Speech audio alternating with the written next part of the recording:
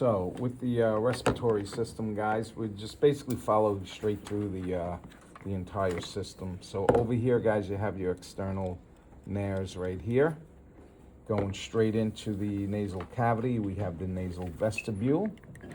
Okay, here's the entire nasal cavity. Okay, now over here we have the nasal conches, and then the grooves in between are the nasal meatuses. So we have the superior nasal concha, middle nasal concha, inferior nasal concha, superior nasal meatus, middle nasal meatus, and inferior nasal meatus. Now remember, these two structures together make up the air conditioners for the respiratory system. And what they do is they bring moisture into your air and also increase the temperature. Okay, now over here we are going into the back of the throat. Now here's the pharynx. The pharynx is this whole tube in the back here. Okay, so back here, since it's connected to the nasal cavity, it's known as the nasal pharynx. Right here, here's the oral cavity. So back here, the pharynx becomes the oral pharynx, and here's the larynx. So right back here, that is the laryngopharynx. Okay, so air's going to come in here, slow down, going to get turbulent in here, pick up the moisture and the heat. It's going to continue down here. Now remember, we want the air to go down in through the trachea, so the trachea is always held open with these nice cartilages. These are C-shaped cartilages known as the tracheal cartilages. Okay, now up here is the larynx. Okay, here is the epiglottis.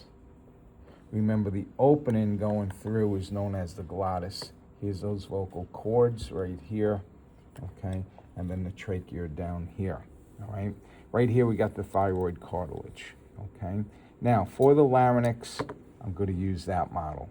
Okay, it's much better. So this thing is just basically for the conches meatuses. Okay, same thing with this right here. So it's not too descriptive, but once again, you can see the conches and the meatuses in here, nasal cavity. Okay, and then back here we have the nasal pharynx, oral pharynx, and then we go into the laryngeal pharynx here. Okay. Okay, now for this model right here, this thing's very good. Here is the thyroid cartilage, because the thyroid gland is going to be located around this area. And what we got here, guys, right here we have the laryngeal prominence. That's going to be the Adam's apple that you see on people's neck.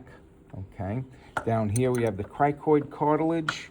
Cricoid cartilage, small in the anterior side, very large on the posterior side.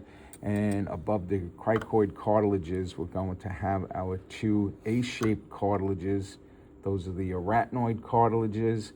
And then all the way at the top, guys, we've got those little candy corn looking things, and that's the corniculate cartilages there.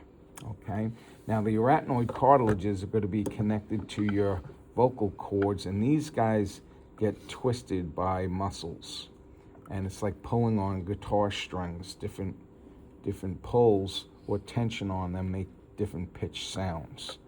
Okay, here's the glottis right down here, coming straight down. That's the glottis. That's the opening.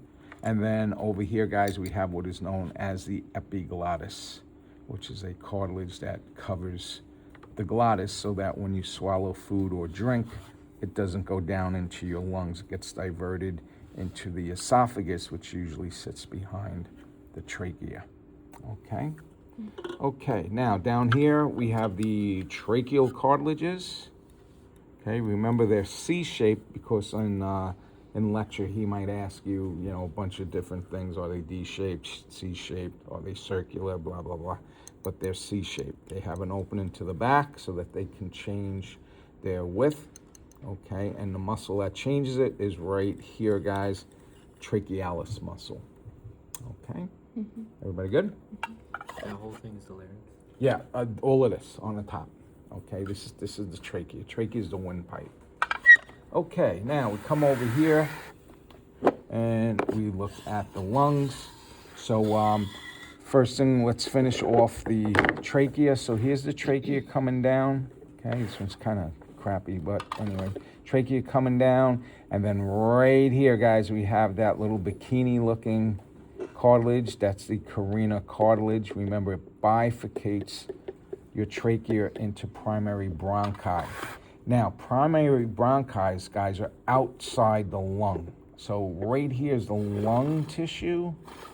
Once it crosses over, primaries become secondaries, okay? So on a real human, remember the right primary bronchi is going to be really short, and it's almost perfectly straight, guys. It's very, very straight. So that's why if a kid inhales something, you usually will find it in the right primary bronchi, because it's like a straight drop. The left one, primary bronchi, is longer, and it's more horizontal in the lung, so it's kind of harder to get things caught on the left side. So for this model right here, we have the trachea, carina cartilage, we have the primary bronchi right here. Remember, it has to cross over the lung tissue, then it becomes secondaries. Okay, over here, guys, look at this. Look how short that primary is. So primary goes right into secondaries, goes into tertiaries, okay? And then the quaternaries out here, okay? Diaphragm muscle, all right?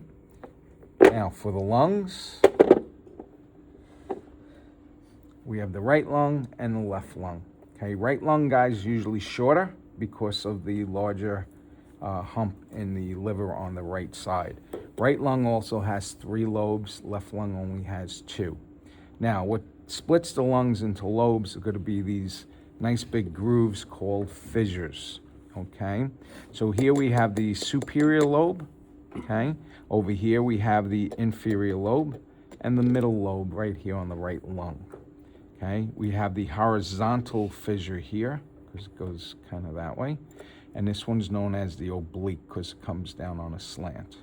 We go to the left lung, it's going to be slightly longer, only 2 lobes here. So you only have the one fissure, guys. You only have that oblique fissure here, superior lobe and an inferior lobe. Now, what the left side has that the right doesn't, cardiac notch right here.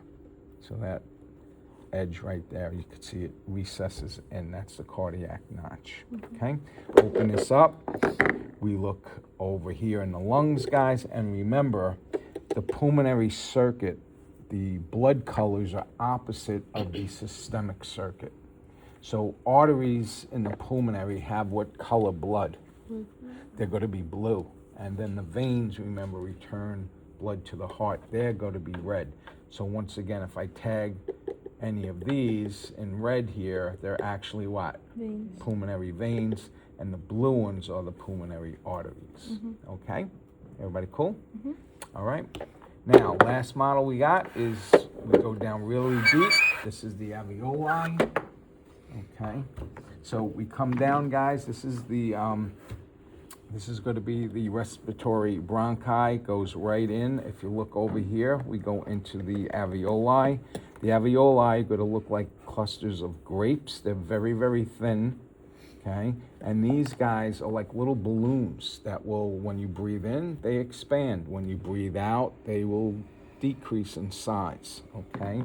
Now, if we look at them, they're going to have capillaries.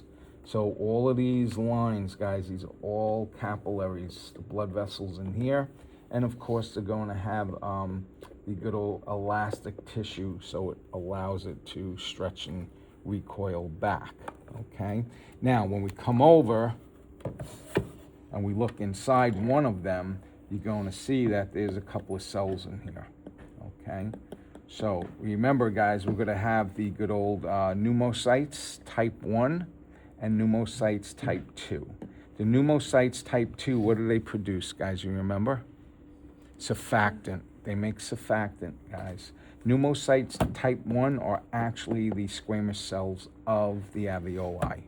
So type 2 make the surfactant. Remember, surfactant, guys, is like an oil that's going to be placed on here because these guys are so thin that if they actually, you let the air out of them completely and the sides touch one another, it would just stick like saran wrap and you go into respiratory distress, okay? So that's pretty much it, guys, nice and easy, nothing too hard, all right? Tomorrow we start the digestion.